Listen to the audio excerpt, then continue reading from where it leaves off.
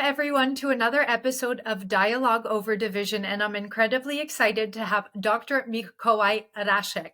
And this time, I hope I pronounced it right because I had the Polish knowledge on this one. So Mikolaj, love that name. And I'm really excited to have Dr. Mikolaj with me today because I'm going to give a little bit of his background and then I'm going to let him take the floor and give us some more information. So he's got a degree in genetics and a doctorate in biochemistry, specializing in immunology. So what more of an expert can we have to digest and have a wholesome conversation about some of the things that we saw, experienced, questions we have relating to the COVID illness itself and then the vaccine. So can I get you now to provide us with a little bit more of an introduction of who you are and your background to start with? Okay, so then you provided the educational background, and I use that background. Biochemistry and genetics, they're like related sister fields of knowledge. You need both of those to fully comprehend how biology works. Hence, I switched from genetics to biochemistry to get that deeper understanding of biology, but genetics was my passion, and then I used all of that knowledge to start a company that was helping people with gaining access to medical DNA testing. I recently decided to finally shut that down. I can still consult, but no longer sell medical DNA tests anymore. And the reason why all of that changed was because in 2020, just when I was growing, pandemic started, and that changed everything. Clearly, at the time, doctors were no longer interested in private medical DNA testing. The focus changed in how do we keep people alive against a novel threat. And of course, when the pandemic started, we all were scared and we didn't know what we were dealing with. And it seemed insanely scary. I was scared too. I remember the start of pandemic. I remember when it was announced, I didn't leave my apartment probably for like 2 months, and I was getting food and I would wipe everything with bleach to like make sure, like, is this like the, civilization ending pandemic? Like, how bad are we talking about? Like, of course, I'm exaggerating on purpose, but was it a pandemic of the quality or threat that we witnessed 100 years ago with the Spanish flu, which was far more dangerous than what we went through? We got lucky in the end. Yes, more people died in this pandemic, COVID-19 pandemic, than in the Spanish flu, but that's just because of more people in the world. Percentage-wise, the fatality rate was far, far lower than Spanish flu, right? But we didn't know this at the time. So yeah, I was scared. Everyone was scared, and put the DNA testing in the background. And I, as you mentioned, my background, biochemistry degree, I had a background in immunology. Comparatively to what I've learned in the last few years, it was weak, but I've used that information. And I've also worked with viruses as well in one of the companies that I work with as well. I studied viral infections in agriculture, right? So I had a little bit of background there. I used all of this information to focus on learning about SARS-CoV-2, the virus, COVID-19, the disease, what does it mean? And then when vaccines were being developed, I started focusing, learning on about vaccines. Why? Because I wanted one as soon as possible, provided that it was available according to the background context that I was familiar with. And along the way, I was producing YouTube content, which basically exploded. It allowed me to monetize YouTube, and here I am. Right now, I'm doing that basically full time, and I'm loving it. I'm loving studying and digesting that information into video clips meant for general audience. I succeed that to varying degrees. Sometimes I do it very well, where my videos are understood, but sometimes not so well, where it still goes over people's heads. It's not easy to digest science into regular language, but that's what I'm doing now full time, and still focusing on molecular biology. So what happens on, like, when you go down from, say, outside your body down to atomic level inside your body. That's my primary interest. Well, thank you. Excellent overview too. And I want to digest everything you talked about, starting with your introduction that I gave. Right after I introduced you, I said genetics, biochemistry, immunology, and I'm somewhat familiar with all three of these areas. But in Right a on. very digestible, short way, are you able to give a little, just like what it is? What is genetics compared, and why is it different for biochemistry? Why is it different from immunology? And then you hit the nail on the head, is that it's important. You actually transition from one to the other because it was important to get a better foundation. So can you help people understand that? And then I'll get into why after. I think Okay, that's important to understand. absolutely. So genetics, think of it as the program code that runs you. It literally runs you to make sure you are alive every day. It's the same program code that builds you from a single cell, because remember, you come from a single cell that was the ovum or the egg cell that was penetrated by a sperm cell. That's one cell entity that builds you into this multi-trillion cell organism. That's thanks to that code, and that same code is then utilized in every single cell to run the entire organism. So genetics is an information storage, and Mm-hmm. that information is stored inside your nucleus. How that information is used depends on the environmental influences. That's where biochemistry comes in. Biochemistry is basically defines, if I could say, it defines how environment can be interpreted by a cell, or basically living organism, a tissue. You can go from a cell to tissue to an organism. How environment is interpreted, and that information is trickled down all the way to the nucleus, so that then nucleus tells the cell how to respond. That's the biochemistry component. Biochemistry involves all of the molecules that has to transfer that information from the outside all the way to the nucleus, so that there's appropriate response. How is the response? The response is basically deciphering based on the environmental input, based on what's happening to you. The nucleus, inside the nucleus, you have to decide, we got to use either this gene or that gene, and then that propagates the response. So it's a back and forth all the time. That's Mm-hmm. what allows you to survive. So that's biochemistry. Now, immunology is like a subcomponent of biochemistry, but immunology these days, I think of immunology as your lifeline for how long you're going to live. So it's your immune system that basically will determine, this is my own thinking and interpretation, how long you will survive as a human being, or for any organism for that matter, because ultimately that's your protective system that keeps you alive, keeps you away from being destroyed. Whether that's destruction is from yourself by cells going rogue, for example, cancerous, and that can happen because inside a complex cell, many things can be broken. It's just like in a very complicated car, many things can get broken, and eventually everything under the sun could be broken in a car. Same thing with a cell, many things can go broken.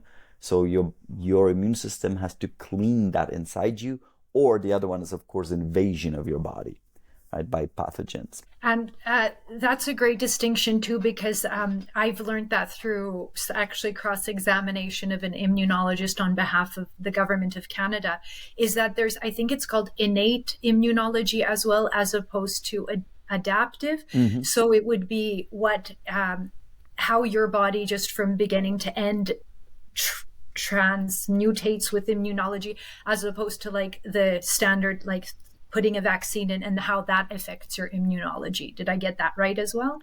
Yes. So So it's in a name in a way.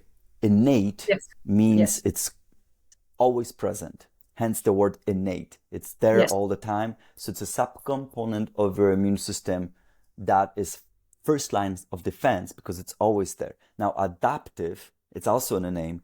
It's something that is now, it's a component of your immune system that is now adapting specifically to what is attacking you.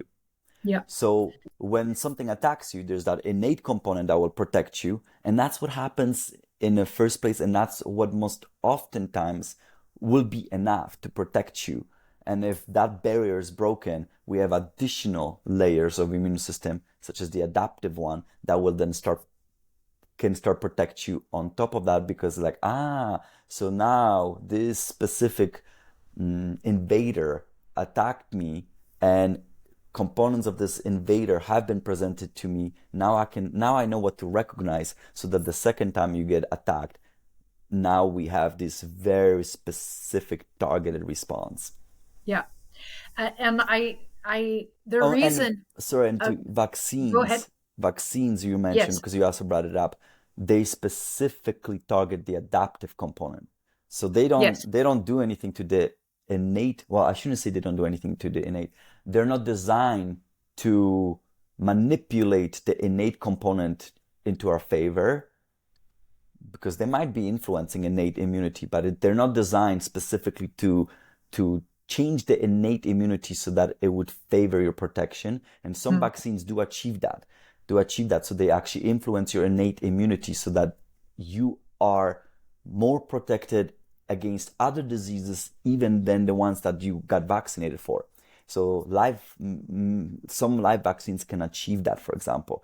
But usually they specifically work with the adaptive immune system, because vaccines are supposed to present that insulting component to the immune system so that you Yeah. can start building the antibodies. So Yeah. adaptive response will include, amongst other things, these antibodies. Yeah, no, excellent. And we've just started. We're just talking about definitions, and we're seeing the complexity of this.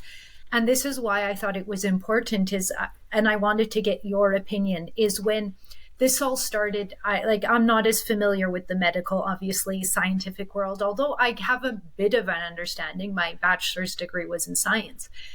But I found it in law is that people specialize in law and they have that focus. And what I found in the medical field and the legal field, scientific field over COVID, is that everyone in their little box kind of stayed within their little box. And it was only a few people that were thinking really outside of their capacity and connecting more of these complexities. Those were the ones that I think were sounding the alarms. And just one example I'll give too is Dr. Byron Bridle, who, he's an immunologist and a vaccinologist. And he was talking about these things, but thinking a little bit more outside of his box. And when people were talking, other people that weren't kind of sounding the alarms, they're like, oh, well, the immunologist, the cardiologist is like, oh, the immunologist is looking at it. The immunologist would be like, oh no, the vaccinologist is looking at this. And then the vaccinologist is like, no, public health is looking at this. And it seemed to be a little bit about like everyone passing the buck. Unfortunately, obviously, I found that in the legal field, and I was wondering if that's something you experienced or witnessed, saw in the medical and scientific field as well. Absolutely. I think it actually is extremely common. I'm not even sure if maybe general public doesn't understand that. I think there is misconception by general public that our authorities, scientific and medical authorities, know everything and therefore cannot ever steer wrong. And the reality is, no, it's very easy to be stuck in your silo of information. Very easy. In fact, that's what we normally train for, is we want to be experts in a minutia. And sometimes you have no capacity to connect dots from other systems, which are part of your system. They interplay, therefore they're part of it, but you're not an expert in that system. You're only expert in like one narrow field. And as a consequence, we have many gaps of knowledge. Many gaps of knowledge, and so much so that it is also very easy by authorities to misinform. It's just, that's what I believe. It's because pandemic was a perfect example of this. There's many promises made that turn out very quickly not to be true. Yeah. It's not necessarily because someone was trying to lie. It's because there's gaps of knowledge, because what we're dealing with is the complexity is so vast. I think of the field of immunology alone like I don't know, astrophysics or something like that, something like universe, like trying to study the stars. It's so vast, it's so enormous, and it's so complicated. It's like I don't care if I will start studying my whole life of the field of immunology, and I'm telling you, I will never be able to grasp everything. It's that Mhm. complicated. And we don't have systems yet that can properly put all of these pieces of information together to ever say with 100% accuracy and conviction that something is like this or that.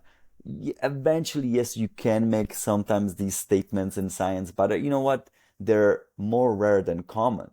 Science Mhm. is all about balance of information, and there's lots of contradicting information in science, lots. The reason why is because science collects a lot of information that turns out to be inaccurate. We publish that information on purpose because we're always seeking potential correlations. But many of these correlations turn out not to be causation, and Mhm. the assumptions that might be made by inquisitive people that perhaps these two are correlations are maybe linked together will turn out to be wrong, and hence in the field of science, you can probably find evidence for everything you want under the sun. So it's more like the accumulation of evidence where you need to start balancing things. And when you see more and more and more and more evidence in favor of a specific dogma, that's when you finally know, okay, this is likely what is happening. But it's all oftentimes indirect interpretations. And when you're dealing with something as complex as immunology or vaccines, where believe me, when there's so many things we do not know when it comes to ultimate effects of vaccines, so many things we don't know. There's so many gaps of knowledge because of the complexity of the immune system and its responses. There's it, it would be, in my opinion, always wrong to ever state anything with some certainty or 100% certainty that this is what's happening for sure, because you might be missing some information that down the road will show that you were wrong. So there Wait a always should be that second. humility that you should, that maybe that's what we think is happening, but we cannot be absolutely certain. Wait a second. So you're saying 3 months into the vaccine being released to the public, they weren't certain it wasn't safe and effective?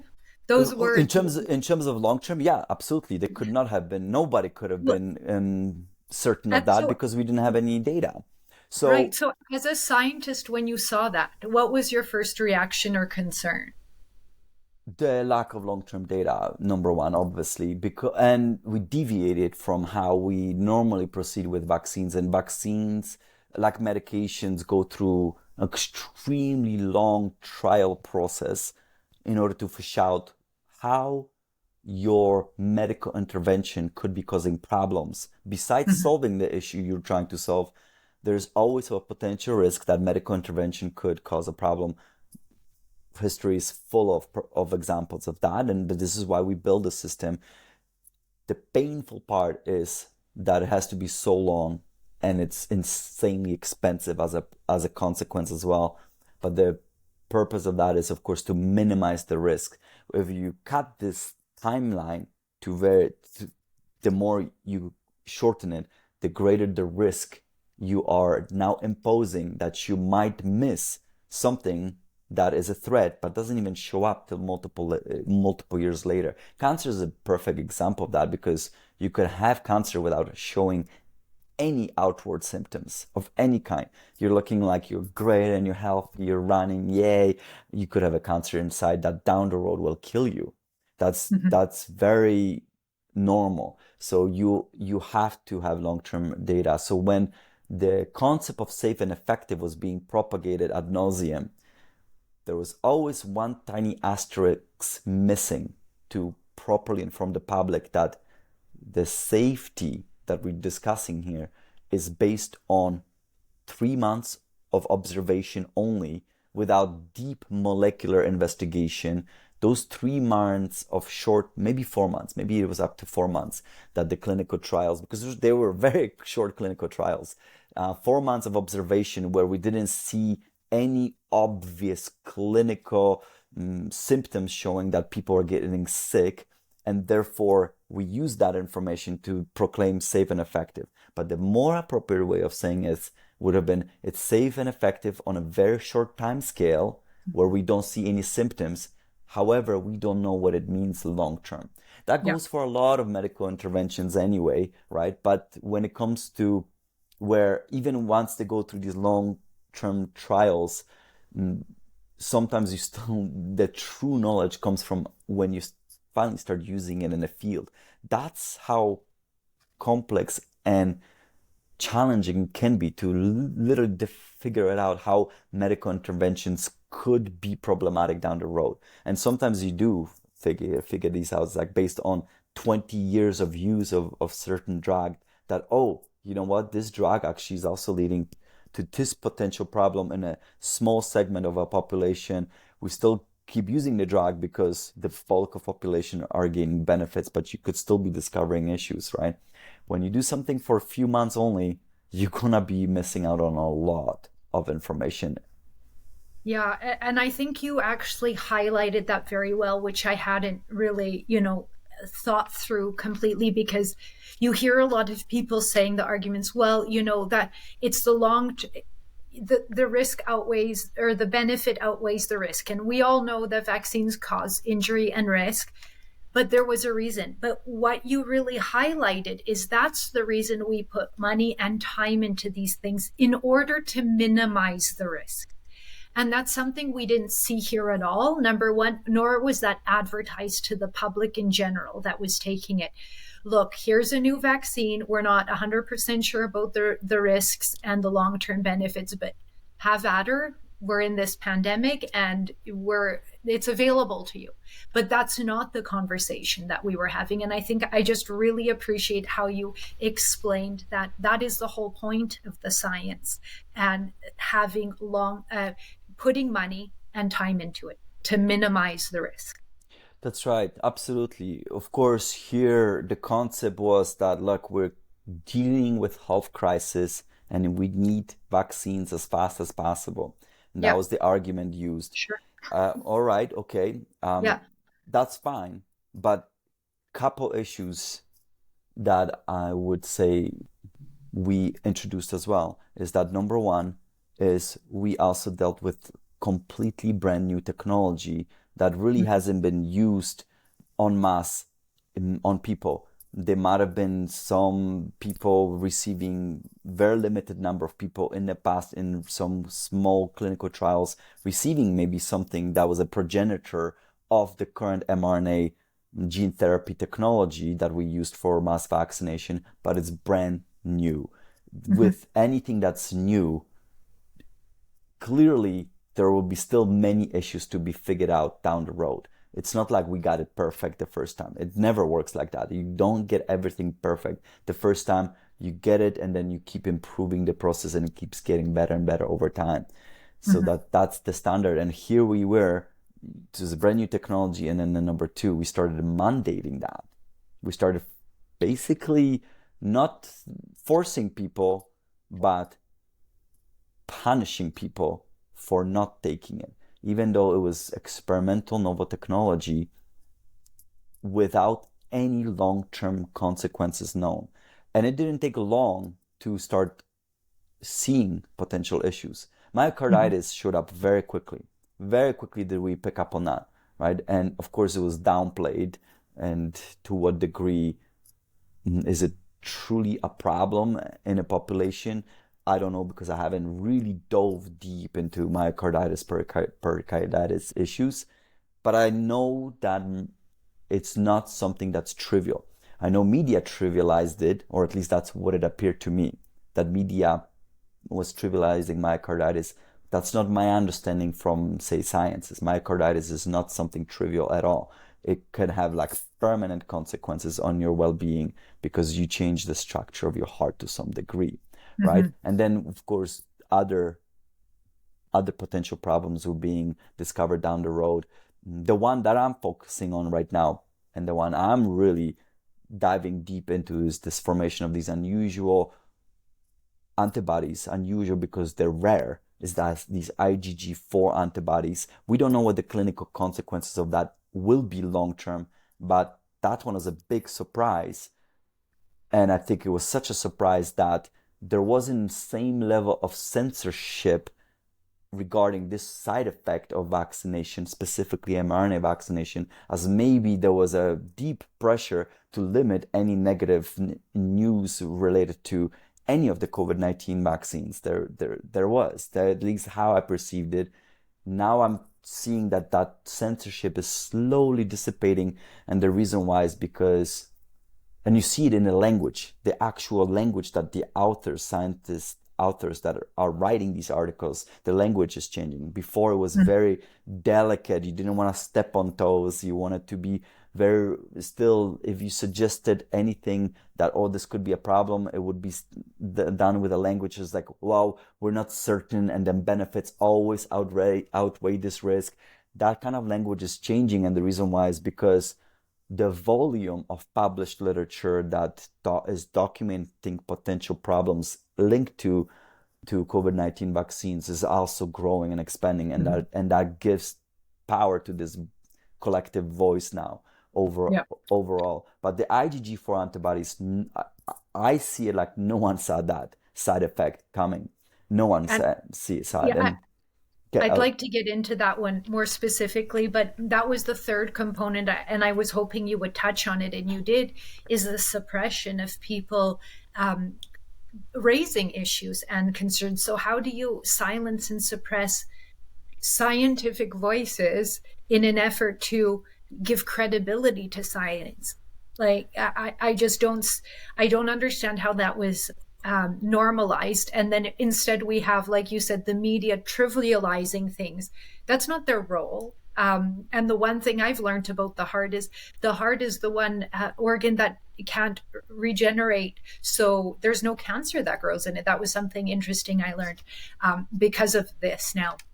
So I just wanted to highlight that. Is that credible or non-credible? Who cares? A scientific voice was censored, suppressed, yet we were elevating voices of media personalities in how they were characterizing this stuff. And I think we could both obviously agree that that doesn't help to inform science nor give science the credibility it deserves, especially in this kind of atmosphere.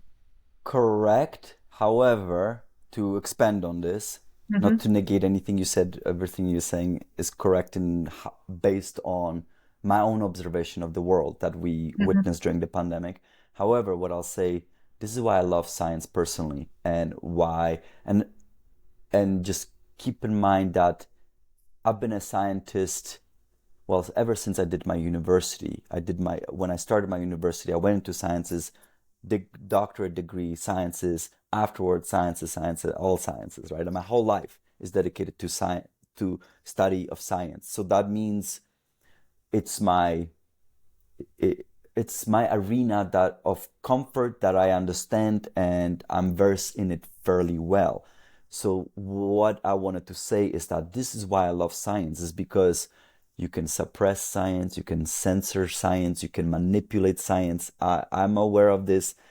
None of us should be naive that there can be outside forces that can manipulate agenda in any field. That's part of normal human corruption, I think. Any organization that is large enough will automatically have corruption in it.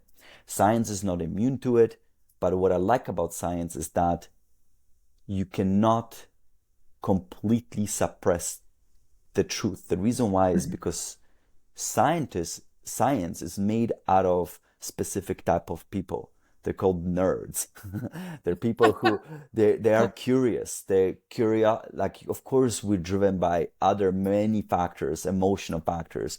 Some of it can be chasing money, some of it is chasing prestige, whatever. But ultimately, science is all about satisfying certain curiosity of understanding how things work.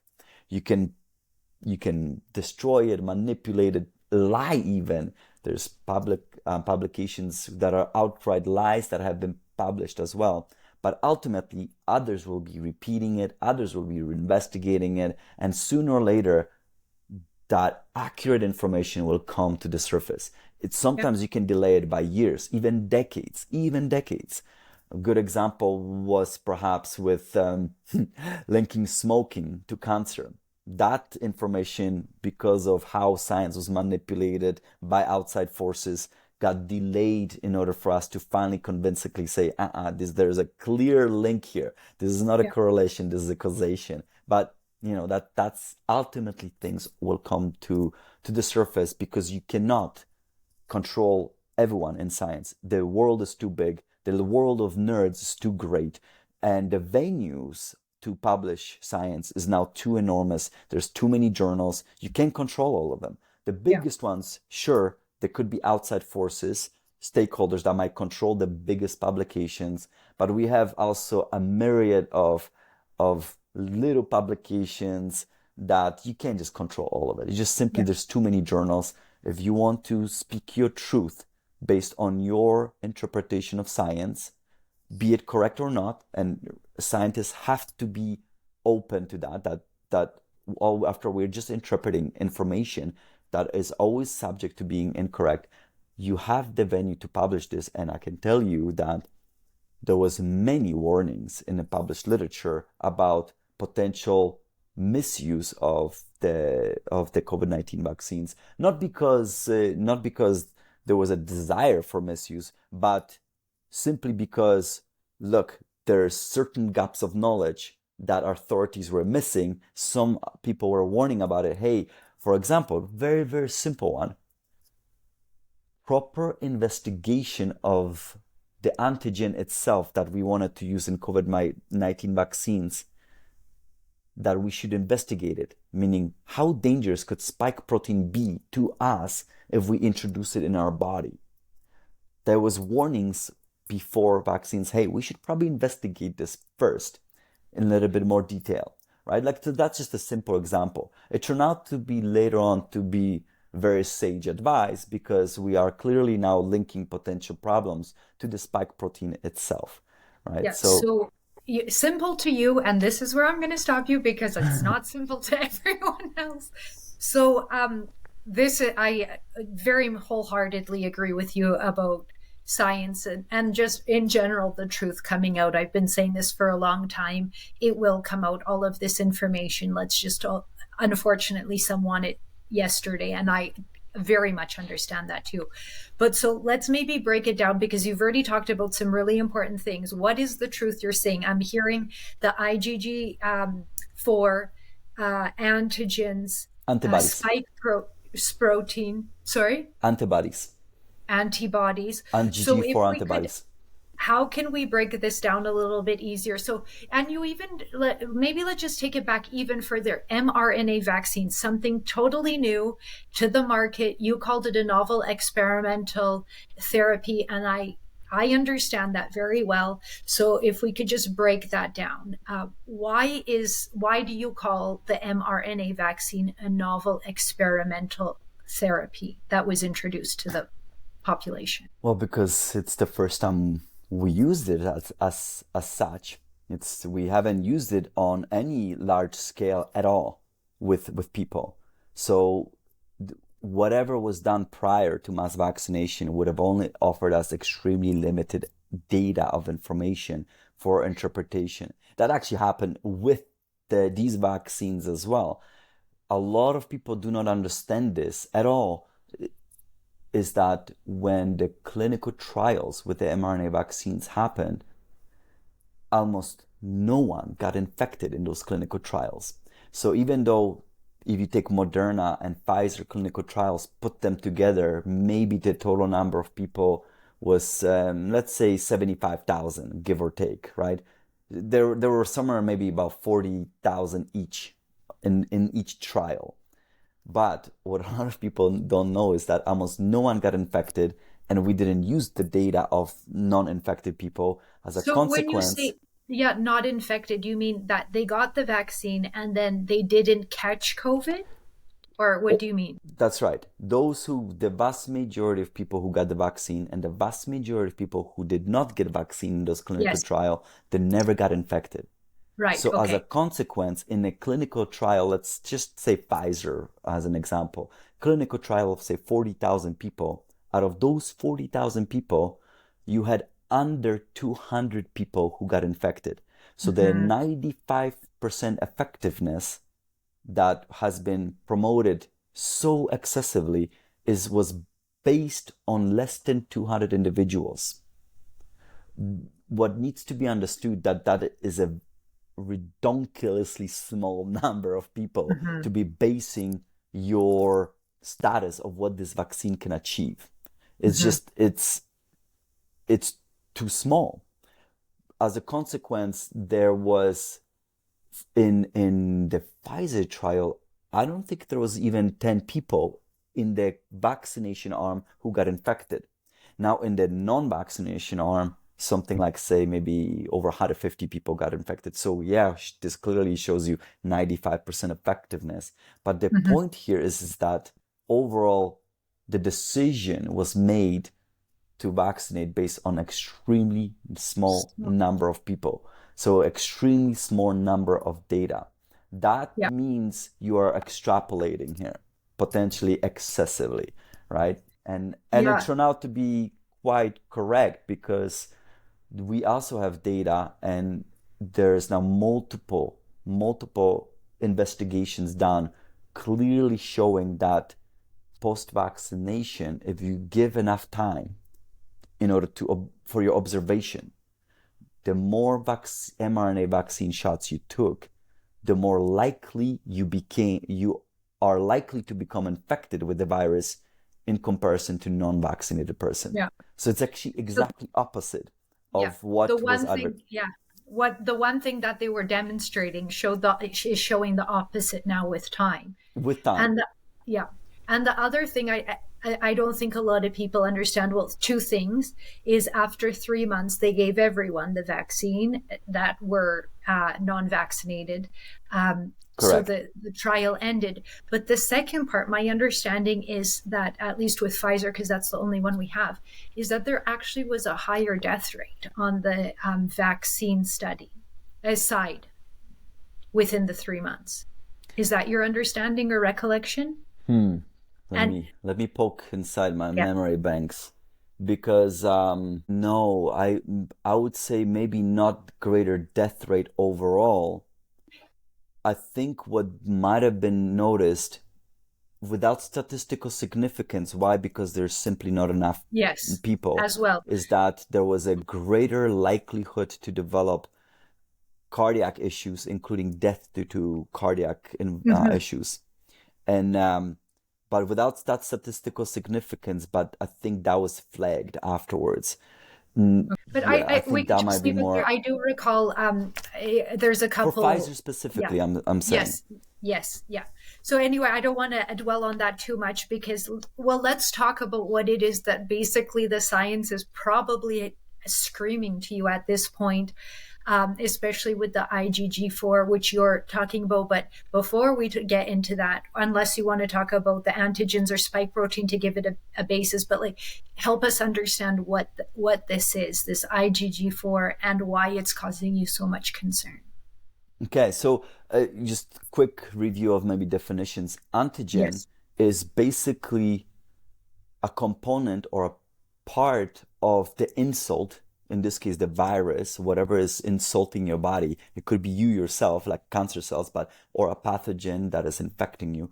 Part of that insult is presented to your immune system for that adaptive immune system recognition. That's what's called antigen. Now, of course, antibodies, we're familiar with that one, right? Antibodies is your immune system's response where the tip of the antibody will be attaching something that is like antigen. But more specifically, what the antibody recognizes is then will be recognizing an epitope. But that epitope should be looking almost identical to the antigen. So antigen was a fragment of the insult presented to the immune system, like in a chalice. Look at this, recognize this. It was recognized by the immune system component. Now, as a consequence, antibodies are built to recognize that same that part of antigen that was presented, but it's now supposed to recognize it in something that is a whole. So a fragment of spike protein was presented to the immune system. That's called antigen. Antibodies are built. Now these antibodies are supposed to target the entire whole spike protein. So what they will recognize on a spike protein is called epitope. I won't use these terms, but that's basically what we're doing here. Now with these antibodies, there's a number of different antibodies our body can produce. Probably the most famous ones are the immunoglobulin G, IgG. So immunoglobulin is basically another fancy word for antibody, if you will. Okay, so then there's different letters of alphabet used to designate different type of immunoglobulins or different antibodies. G is just happens to be one of them because it's one of the most prolific ones. It's one of the more important ones. When you vaccinated, you specifically induced your body to produce a lot of those IgG antibodies. Now there's 4 types of IgG antibodies. Number 1 and 3 are more prevalent. Those are the ones that we want to see the most. 2 and 4 are less prevalent, and they can play different roles. I'm gonna ignore 2 because I haven't studied it, to be honest. So I'll just leave that alone. And the reason why I haven't studied is because I really focused my attention on IgG4. Now, IgG4 is a very special and interesting antibody. It's an antibody that is built in order to recognize the spike protein, right? But its role is very different from, say, IgG1. IgG1, when it recognizes the spike protein, it tells your immune cells, come here, look, I'm attached to this spike protein, destroy this thing.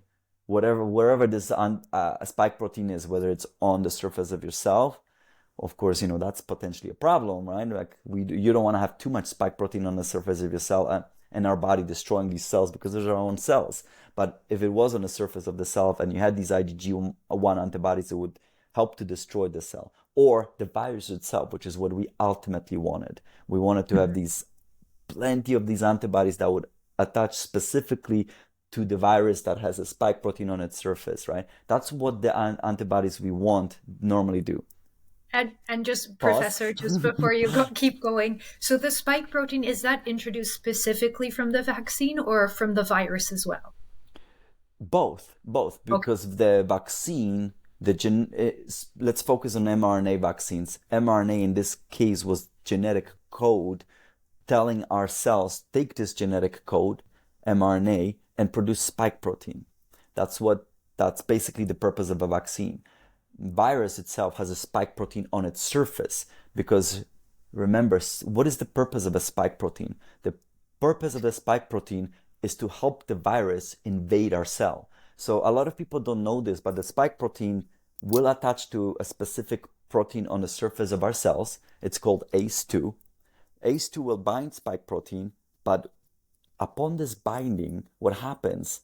ACE2, the receptor, so let's say this is the spike protein. I'm the virus now, okay, because it's my spike protein. I'm the virus. Here comes the human receptor ACE2. It attaches this to spike protein. The purpose is to now rip off the head, which would be my fist. So imagine my fist is now gone, completely gone. But the virus is still there with the spike protein. Let's imagine now I'm like this. What is the purpose of the spike protein? It actually has robotic arms that now afterwards, when you rip off the head, these robotic arms extend and it will grab the cell and they capture the cell. They literally grab onto the cell. They intercalate or go inside the cell membrane, which is made out of a very thin liquid layer of fat.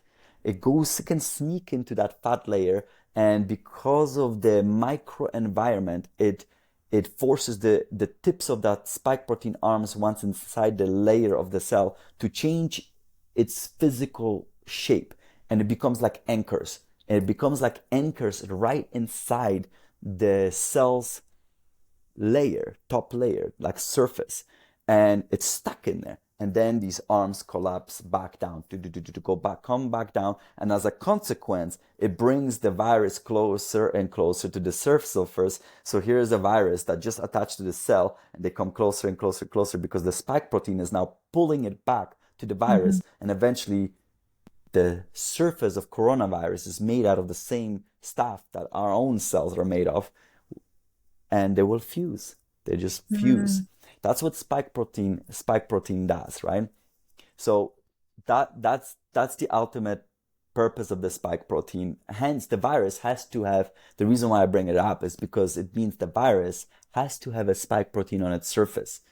So it's, and hence the coronavirus, comes from concept of crown, right? And crown is, has all these spikes, hence we call it coronavirus. You see under microscope, a specific type of microscope, we can actually take photographs of the virus, the physical photograph of the virus, and you can actually see the spike protein sticking out on the surface, hence the name coronavirus.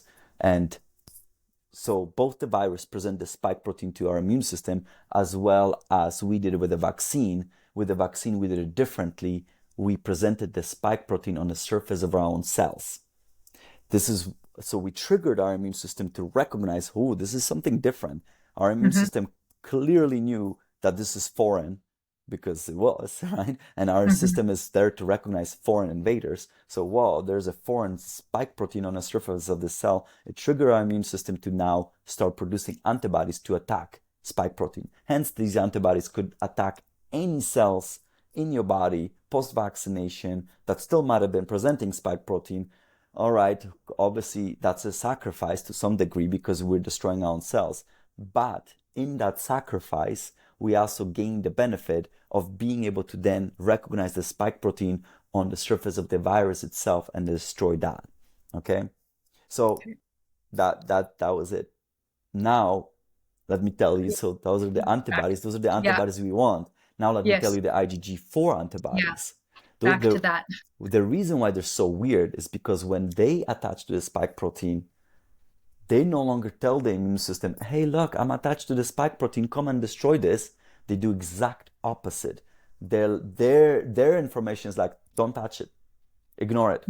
That's the purpose of IgG4 antibodies. It's to cloak something from the immune system. So you hide it in essence. So, and scientific literature now suggests that IgG4s, that as a consequence, can have sometimes protective role. So beekeepers is an excellent example of that. And I haven't had the time to study beekeepers yet at all. I would love to, and I plan to understand more what is the safe level of IgG4 in your circulation, because there is, how should I say, there is this concept, I don't know if it's true or not, but the concept is that beekeepers are naturally healthier than your average population. So again, I'm not sure if that's true or not, but there's this kind of like idea in there. So I'd like to study this more, because beekeepers produce IgG4 in order not to feel pain from the actual bee stings. And the reason why our body does that is because, beekeepers, they get stung over and over, boom, boom, boom. They feel pain because it's inflammation. Inflammation is always a signature that your body is fighting something. And eventually your body is like, whoa, we're doing this over and over and over again. We should stop doing this, because inflammation should only be used when we're fighting something that is dangerous to us. It's not something we want to have over and over in our body. This is why chronic inflammation is a big no-no for you.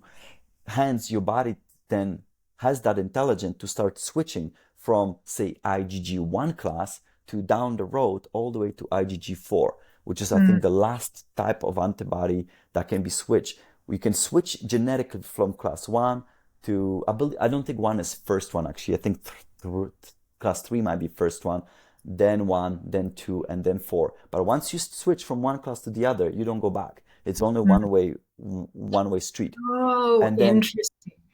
And then eventually, because of the repetition of the insult to the body, too much of it, it tells your body, no, this is something that is obviously here too much.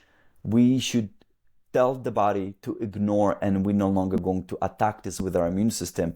And this is why IgG4s are known as anti-inflammatory antibodies. Anti-inflammatory because they hide it from your immune system. Your immune system, because it can no longer recognize it, there is no inflammation byproduct of it. hence the anti-inflammatory. So beekeepers can benefit from that. The problem here is that we introduced something similar with the spike protein, and we don't know yet why this happened. The current suggestions from the scientists that are writing about this is that this was because too much spike protein was presented to the immune system over time. And as a consequence, it trained our immune system to be like, whoa, there's so much of this here that we need to ignore this, because otherwise it will be inflammation after inflammation after inflammation. And we now are seeing pretty much everyone who's been mRNA vaccinated, and only so far those who have been mRNA vaccinated, that eventually they start producing IgG4 antibodies. There's a variation in how much in comparison to the other antibodies. Some individuals switch almost completely to IgG4. So the bulk of their antibodies that are now producing to the spike protein are IgG4. And basically these IgG4s, what they will do long term, we still do not know. But there are also reasons to worry about them. And the reason why is because they are also implicated in autoimmune conditions, IgG4 antibodies, as well as cancer. Wow. Very, very informative and concerning, obviously. So really interesting that it only progresses one way. So once it gets to IgG4, that's where it's stuck.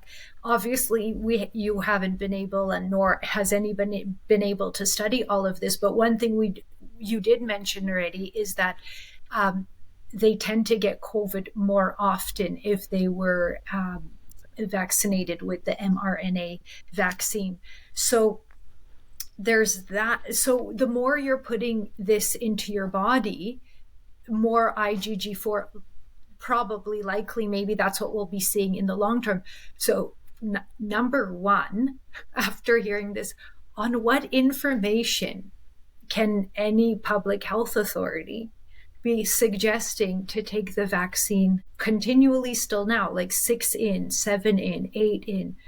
Like, do you see any practical, scientific, medical data based on what you've seen that would suggest that this is a helpful thing to do, 6, 7, 8 in? So because I mentioned this frequently on my YouTube channel, currently my stance is no one should be taking mRNA vaccines until we figure it out how to properly use this technology, because of these IgG4 antibodies. Until we figure out, are these IgG4 antibodies potentially harmful long-term or not, I would call for complete moratorium of use of such technology. So I'm not saying all COVID-19 vaccines, but definitely mRNA vaccines, because the fact that they're producing this side effect in mRNA vaccinated individuals is quite evident. By my latest count, I think I am up to maybe 20 published articles in the last 3 years showing that anytime when there is a group of scientists that want to investigate mRNA vaccinated individuals, if they will investigate them wherever they are in the world, they always see IgG4 antibodies being produced by these individuals against spike protein, right? So, but because we also know that IgG4s can be linked to, say, pathogenic phenomena, something that could be clinically problematic. For that reason, my stance is stay away from mRNA vaccines. That's my own stance. And however, that's clearly not the stance of the medical authorities around the world, with maybe one exception that I'm aware of so far. Only, I believe, Florida State currently abandoned use of mRNA vaccines for safety reasons. As far as I'm understanding, that's the only jurisdiction in the world of any kind that so far has removed the mRNA vaccine use. Well, yeah, and I'm with you. I don't think that there's many more, but it's just, given this conversation, I'm having a harder time now actually to understand, based on what is it that your understanding at least is that they're saying, take a 7th or 8th or every, I think it's twice a year or at least annual. Like, is there anything to suggest that that's even effective? Or because Yes, you're saying that there's, yes, there is. okay, and let's So, hear that. so yes, there is. And Okay, this is the actual science that is being currently used by our medical authorities to okay, continue promoting mRNA vaccines. And it is very evident. There's lots of published literature showing this time and time again. If you take a booster, you will be protected for about, say, 3 to 4 months. And you will actually indeed reduce the likelihood of being infected by the virus.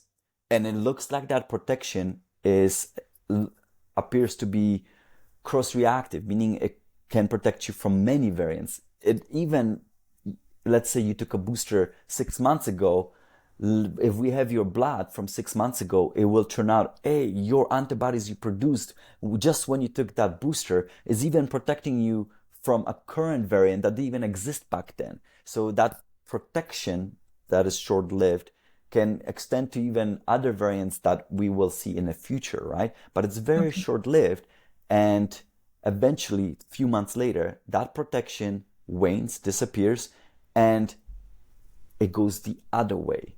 It actually then it goes into negative efficacy. So you go from positive efficacy down to, in time, it will go into negative efficacy. And that's where you have the long-term studies showing this, that this short-term protection, you when you took it, you're trading it for long-term increased problems of more likely to be infected.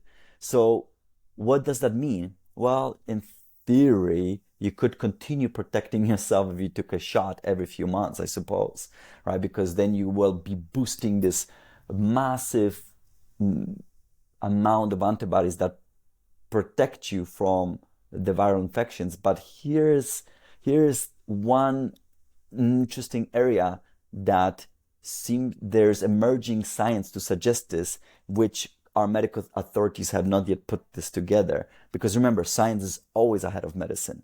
Information will come out in scientific literature first before anything is adopted in medicine. It's always works like that, because you Mhm. need accumulated evidence before medicine feels comfortable with adopting it. And that makes sense, partially to protect people. But right now, there's some emerging science suggesting that what's happening when you boost these antibodies with each additional shot booster, you're also switching what these antibodies can be targeting. And you no longer target with antibodies that maybe hit the top of the spike protein, that head, which of course was what was desired the most originally, because when you target the head of the spike protein with an antibody, it automatically means you will also block it from interacting with the ACE2 receptor as well, right? So that's Mhm. good. And of course, then you also signal it to the immune system to destroy it. But rather, these antibodies are starting to target other areas of the spike protein. The issue here is that the other areas of the spike protein that it's targeting potentially areas of the spike protein that are conserved. Now, what does that mean, conserved? It means that these areas of the spike protein are seen across many different coronavirus species, not just SARS-CoV-2, but also common colds, which are also coronaviruses. So not just this virus that is currently causing COVID-19 and the pandemic, but many other coronaviruses that have spike proteins. They all you share same structural fragments. So because remember, spike protein is a three-dimensional entity that is built from chemicals, and certain segments of this build are shared amongst all of these viruses. They're Mhm. why are they shared and why they're conserved? Partially because they mimic what is found in our own body.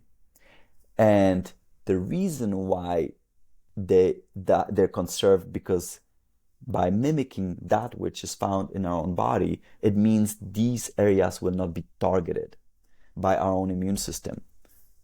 So if you are also inducing the immune system to start attacking these more conserved areas of the spike protein, you also potentially running the risk that eventually these antibodies could be attacking something in your own body as well. So you could be down the road potentially inducing autoimmune conditions. So you see, there is like these bizarre trade-offs, but the current benefit from at least boosting, as far as I understand, remember, one person interpretation here, right? That's it. But as far as I understand, your benefits of taking mRNA shot right now is very short-lived, very short-lived. The long-term consequences are yet to be understood. And I'm going to throw another curveball at that is comparing an older person with lower natural immunity, comparing that to a younger person that's taking repeated boosters. Is there anything coming out that you've seen on the science on that? Or is it too early there? I did not look into this specifically in order to determine how does the aging affect the amounts and so on. So I'll just pass that because I would not have enough information to respond with enough high level of accuracy, right? Okay. Will there be differences? Absolutely. There is. Maybe let's just talk about the general differences, because that's something I think that was very much glossed over in a lot of these conversations, is that the immunity of somebody older, how a vaccine affects them is different because they don't have that natural reaction in the body the same way a younger person would, unless I have it wrong. Correct, depending on, of course, what you mean by the word reaction, right? Sure. But yes, because the way I see it is that this is what I thought, what I mentioned to you earlier, and I'm not sure whether this is while we were recording or not, but I did mention that I see immunity as an element of you as an individual that eventually determines your lifespan. So, of course, there's many ways you can influence your lifespan, but those influences ultimately determine the quality of your immune system, and your immune system will determine how long you will live. And the reason why is because your immune system eventually will collapse and shut down. And the reason why is because it's pre-built in us that all cells have a certain lifespan of divisions. So a specific cell can only produce babies, if you will, so many times, and then it's out. And this is why older people, and by older I'm talking about people in their 70s and older, their immune system on average sees a precipitous collapse. And what we are literally seeing is because such individuals reach an age that they're running out of immune cells that can still divide and mount appropriate response to infections. This is why eventually, hence the risk of infection being so dangerous in older individuals, because they just don't have the same level of responses. But we're talking about late life. Now, of course, you can influence this, or you could have had a bad genetic lottery. There's nothing we can do about that. You're born the way you are, right? You can't blame your parents for not unwittingly combining certain genetics, right? And you could have a bad lottery and your immune system will shut down maybe earlier than that. Some people will have a good lottery and their immune system will last them to like crazy 100 years or something like that. Even if they smoke their whole life, you have these circumstances, right? And of course, you can influence your immune system through your lifestyle factors and choices as well, right? So then that there is this eventually in certain age, there's this certain immune collapse. And hence, the way I see it and the way I interpret it is that every time you need to use your immune system to protect you, you just took something away from you that speeds up your aging. And it's a natural process. We can't avoid infections, right? We will be getting infected no matter what, but every time there's an insult, whether it's from outside or an internal, you also age yourself. Good point. No, that was very helpful. We talked a little bit before we got in how you're seeing long COVID and the different names around that and why. And I don't know if we want to maybe go there. And Sure. okay, It's a big let's topic of interest for me, for yes, sure. I'm sure. So what is your interpretation of this long COVID and the different names for it? What's going on there? So I do think spike protein is potential issue, or its downstream effects post-exposure as well. So it's still difficult to know what is going on because there's different theories. One of the theories is, for example, that we might have reservoirs in our body of the virus, meaning once you got infected, you might be all seem fine. There's no, you could do your PCR test accurately and you will not detect it. and then but the virus could be sitting hidden somewhere else in your body. Mm-hmm. And there is now different theories suggesting some of them is that immune cells themselves could be reservoir of the virus. Another one that I've made videos on, hence I've studied this, is that your microbiome or your gut bacteria themselves could be infected by this virus as well. So this virus has not only the capacity to infect your own cells, it can also infect bacteria potentially. And there is some very convincing looking evidence showing this, where, remember I was telling you, we can take actual photographs of the virus with a very special microscope. You don't do it with regular microscope. You need like a special microscope for that. And you can do the same thing with bacteria. You can actually see what looks like coronavirus inside bacteria, isolated from human samples. And that's just one example. There's different ways of showing that this could take place. So there's been some convincing evidence, not much of it, but it looks very convincing that potentially the virus could be infecting the bacteria, and then bacteria in your gut could act as a reservoir as well, meaning it just holds there. And if that's the case, perhaps we could be chronically infected for long duration of time, and therefore you have a long-term exposure to spike protein, and this long-term exposure to spike protein is causing these problems. That could be theory number one. Theory number two is that maybe there is a long-term exposure to the spike protein, but there's a long-term consequence to exposure of Mm-hmm. spike protein, and that could involve, for example, even your immune system reaction, basically. So imagine if the spike protein induce your body to produce antibodies that indeed are also attacking you.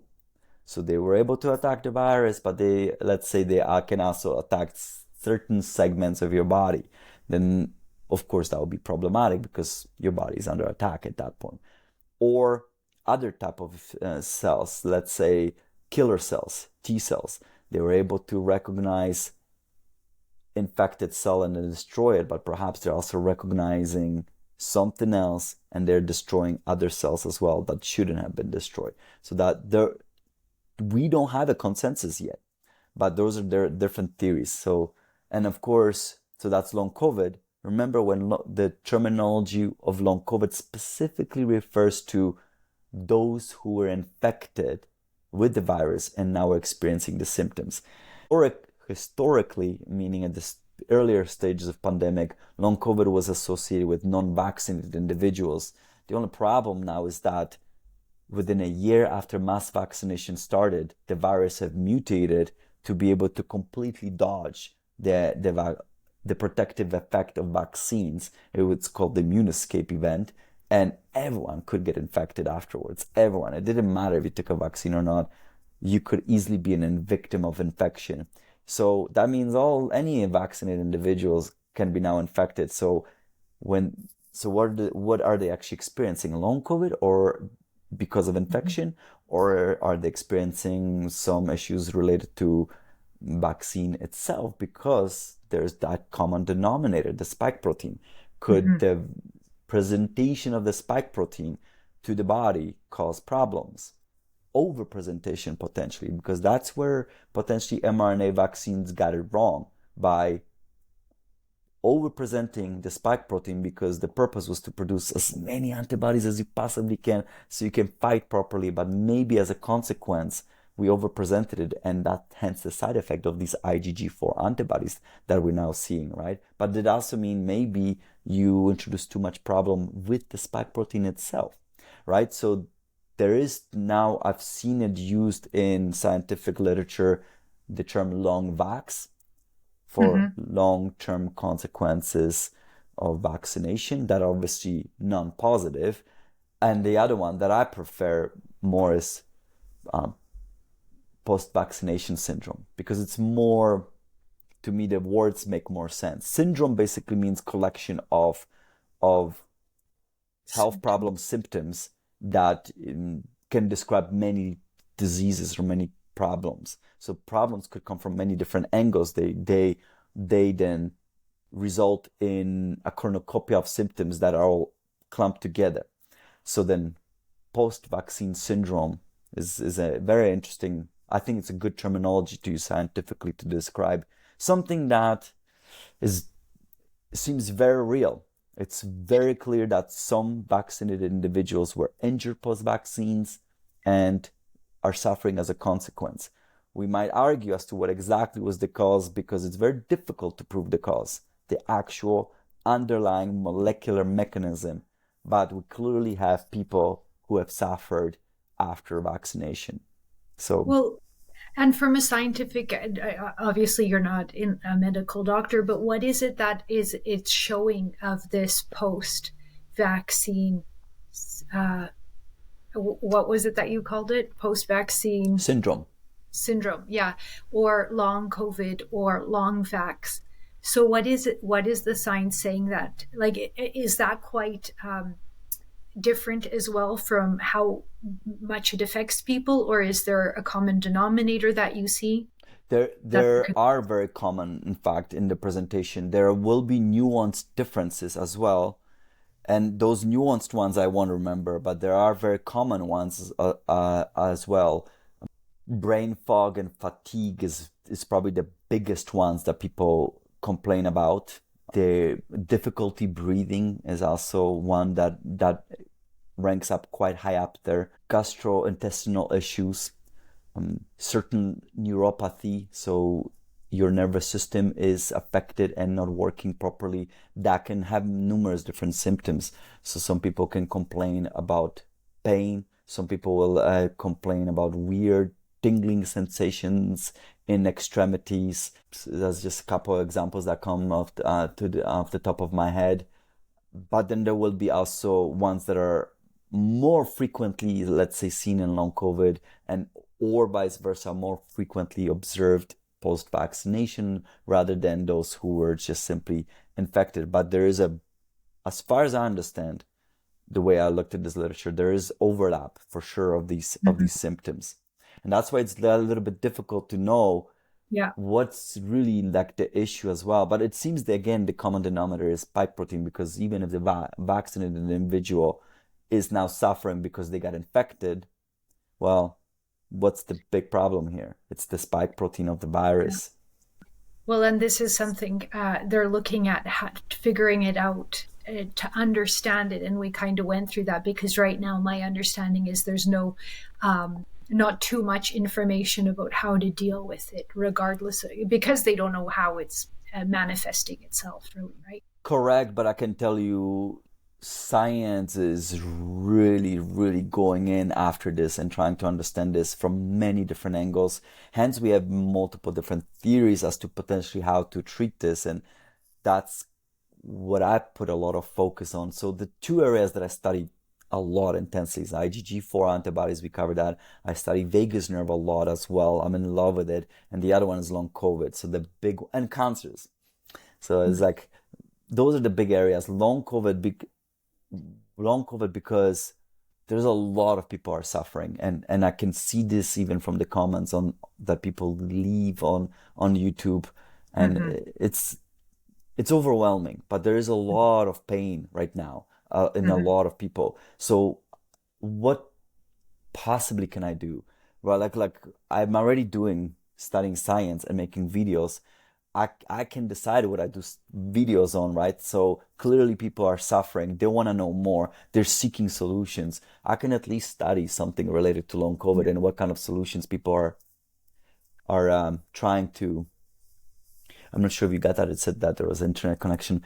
Um, Yeah, I'll just it repeat that. happens. Yeah, it should be okay. It should be okay. What Mm. it records locally as well. So I think we're okay with that. Okay. So, And so I oh, focus on long yeah, COVID, and I can tell you that there's different angles that are being targeted by different groups of scientists, and some focus on attacking the antigen source specifically, so hence the spike protein.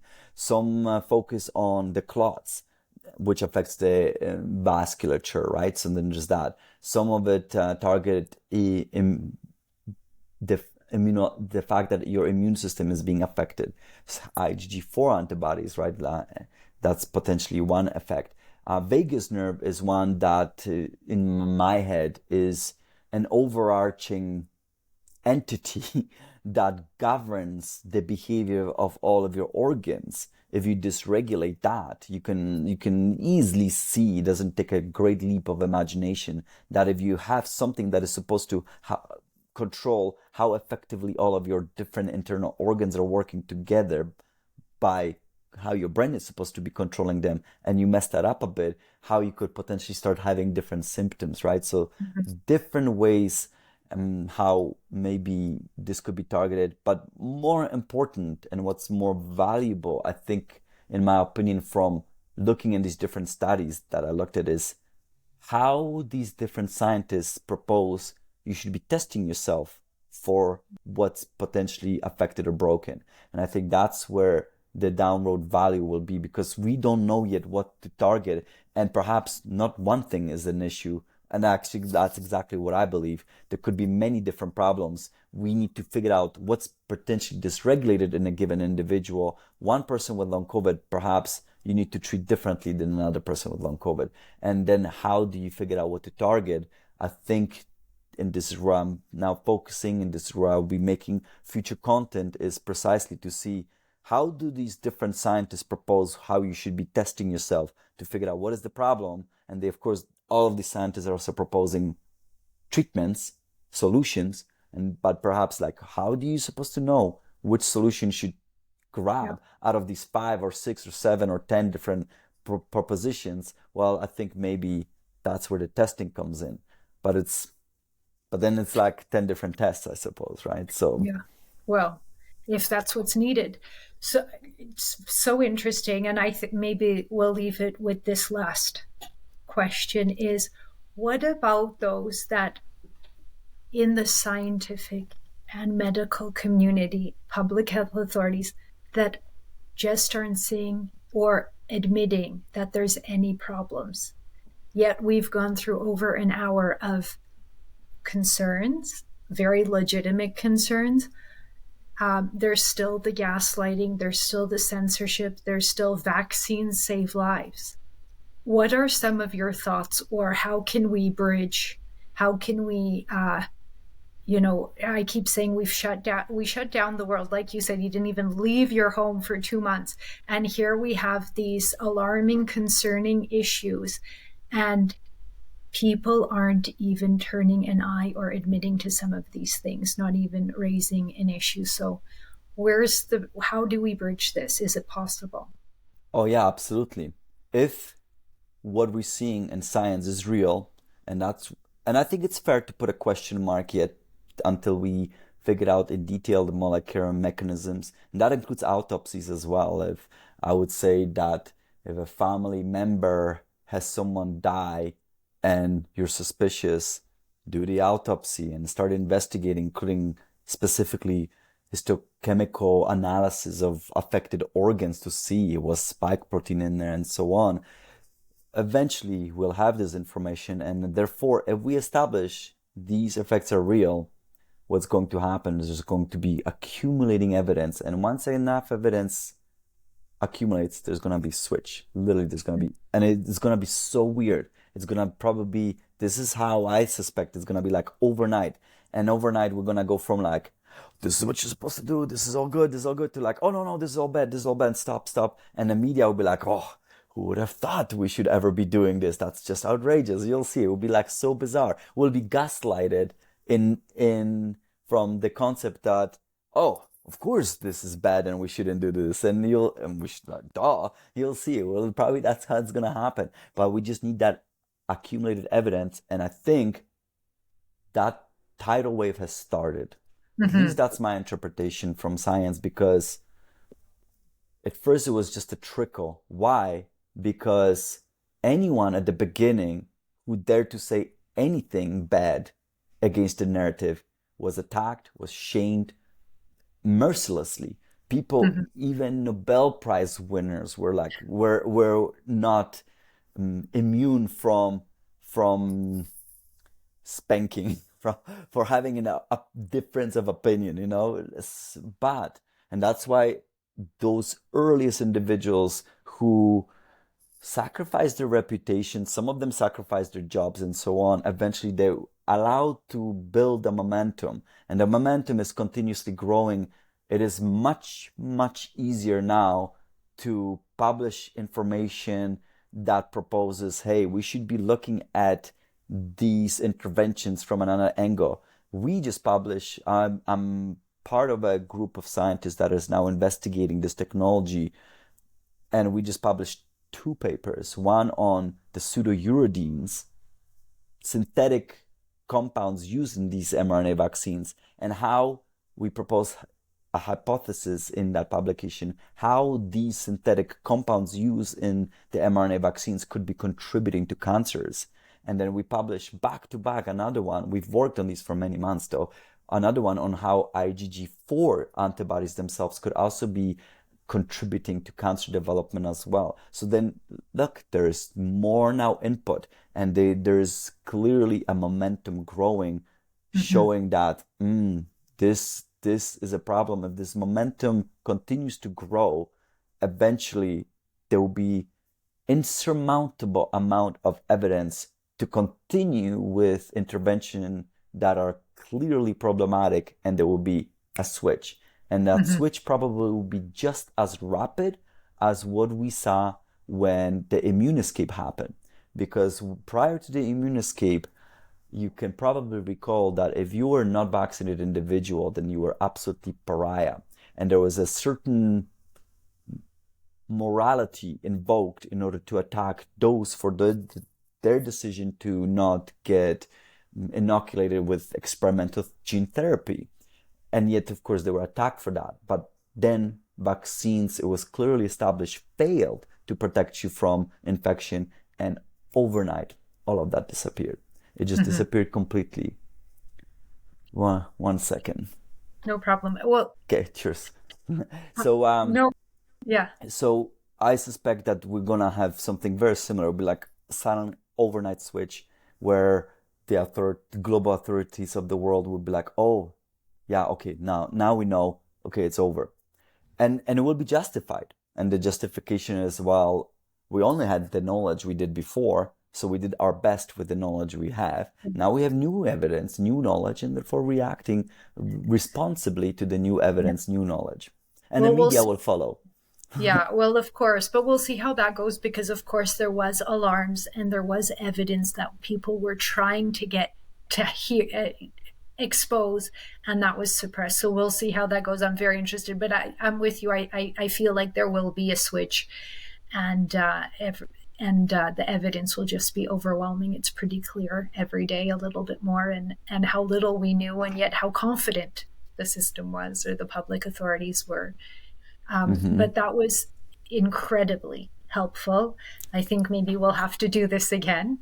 And absolutely. So you did refer to your YouTube page, and that's where people can find most of your content. That's on YouTube. And how would they find you there? Merogenomics, MEROGENOMICS.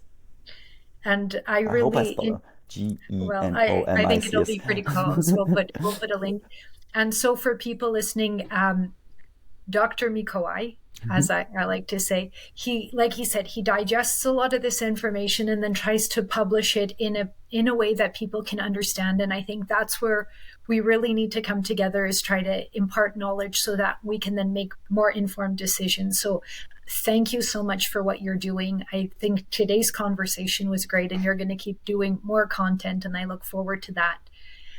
So thanks for having me, and I'm going to keep you for a little bit longer for my paid X subscribers. I'm not sure if I told you that, but we'll No, just but pause sure. here and then we'll start up again. But thank you again. If there's anything else, Thank you then for we'll. having me. This is great. Always a pleasure.